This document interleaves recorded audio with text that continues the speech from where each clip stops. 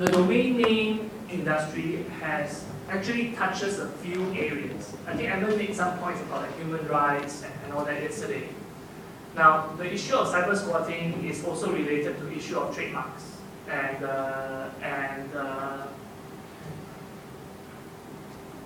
so basically trademark rights. Now, cyber squatting, it really depends on what you mean by how stringent you want to go by. So if say for example, I bought moneymaker.com first, and I bought it so that I can use it later, you don't really consider it as cyber squatting. But let's say moneymaker.com, which is owned by our friend there, he forgot to register. But he built a business called Moneymaker Business, and it's very big. It's not an online business, but it's very big. And everybody knows his brand. But he forgot to register for this domain name. So I buy it and I sit on it. Then I ask him, do you want this domain name? I'll sell it to you for $1 million. Then you can consider that as cyber squatting. And there also have been issues where people forgot to renew. So I bought my domain name, moneymaker.com, and then it's going to expire. It expired yesterday, and I forgot to renew it. Then somebody else realizes that, so Kelvin realizes that I forgot to renew, so he buys it for me instead, And then after that, I'm like, oh no, I forgot to renew. And then Kelvin comes to me and says, you want it? So that could also be a form of, you can consider as cyber squatting. Now, related to trademarks is this. So I'll tell you something, give me 5 minutes to explain this a little bit. One of the first policies that ICANN had to contend with was specifically on the issue of trademarks and related point of cyber squatting. So who buys first is not something we can control. But there are issues if I were to buy a domain name and pretend that I'm you. So there are actually various issues similar to this. So if your brand name, say apple.com, somebody else buys apple.com instead, and then pretends the whole website looks exactly like Apple. So you think that you're on Apple page, but because you made a typo, so you went to that page instead. How do you then stop this person? Based on normal rules, prior to ICANN having a policy, you have to sue this person in court. And but it only applies to your jurisdiction. So say we are in Singapore, for example. I registered my trademark Apple, A-P-P-L-E, and it's based on my industry, which is a tech company. And you registered A-P-P-E-L, and you're based in Singapore, it's not so bad. I can come and sue you. But if you're based in China, then I can't come and sue you there because I'm not registered there as well. So there is this problem because trademarks are within a certain jurisdiction and based on the industry, but domain names are not. They are cross-jurisdiction. So the first issue that ICANN had to contend with when it was established was this whole issue of trademarks. And very interestingly, in a short period of time, within 1 year, ICANN invited experts from the World Intellectual Property Organization to do a study.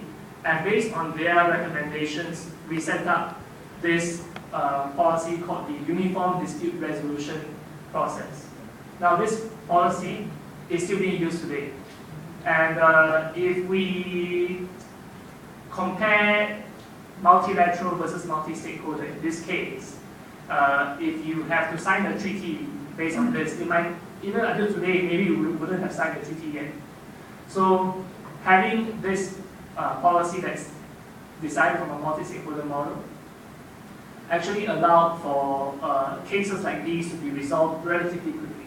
So I'm just using this as a segue to talk about some of the issues that ICANN has to contend with, even though the domain name system seems to be very technical, but it comes to issues like legal issues and also economic issues that we were describing just now.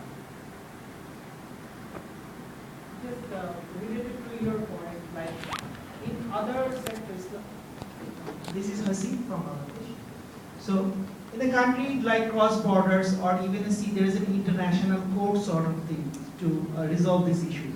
So do you have any sort of plan of this sort of trademark anonymity to resolve the point he was raising, or the apple.com and appel.com sort of thing? Do you have any plan to resolve this issue through a court sort of thing in future? Court, international court for legal actually point raising. So you're raising hand to make a comment? Yeah, go ahead. If it's a discussion, then I will take the comment. Yeah. So with respect to that question, so as in you were talking about dispute resolution process within ICANN. That's sort of doing that. The only problem is that it can't be a court in the court sense because it won't have enforcement powers. So like UDRP also can't say attach your property and say if you don't give the damages for doing this, then we will as you have to pay damages or all those things. So you can only deny the giving the domain name, and I think that's what UDRP is trying to do. I think that's a dispute resolution process, but not official court. You try to amicably come with some resolution. As in one additional comment that I have to give is that this is with respect to the ICANN top level, as in generic top level domains, do not include country level top level domains, as in CCTLDs. And these issues are also arising at CCTLDs level. So I remember India has recently taken up the same model, exactly copied UDRP within the Indian CCTLD registry. But I guess it's lacking generally around the world. Very few CCTLD registries have taken up dispute resolution process. And this IPR issues are arising a lot there. So is ICANN helping CCTLDs or sort of pushing them to have this dispute resolution process? Comments first, please. I was reading up on UDRP too. So from what I read when it was initially introduced, it was only for GTLDs. As you mentioned before, it wasn't originally intended for CCTLDs. And there has been a lot of discussion that a new model is pending so far, and it's an outdated policy or resolution process. And similarly, with new trade agreements like TPP, they introduced one of the commerce sections. They had a clause where they say they can ICANN's UDRP should be used as a model for governments to introduce a resolution process. So as he also said, like, so it's like it's a little outdated, and like, is there a new plan for this resolution process? Okay, very good. So I'll just sum up the comments. Basically, in terms of international code, this is like a best practice that's being applied across the world. So you can choose to still sue somebody in court, or you can use the UDRP. Enforcement-wise, it is enforced within the registrar. So for example, if you make a complaint and the expert panel decides that APPEL is actually trying to copy apple.com, the registrar would have to transfer the APPEL to me, who owns apple.com. So the enforcement is in that sense, but there's no punitive damage and so on. Because that's not the problem we want to solve. The problem we want to solve is to try to reduce these issues and make it very quick. So it happens in 3 to 4 months, you can have this case resolved. Whereas if you want to sue somebody in court, it means thousands of dollars of lawyers' fees and time, and the only winner is the lawyer. So that's the second issue. Then the last comment about, is this outdated policy? There is a review going on regarding the rights protection mechanisms in ICANN. And for those people who are interested in law and trademarks, this is the place to go. So for those interested, let me know, and we'll share the information with you.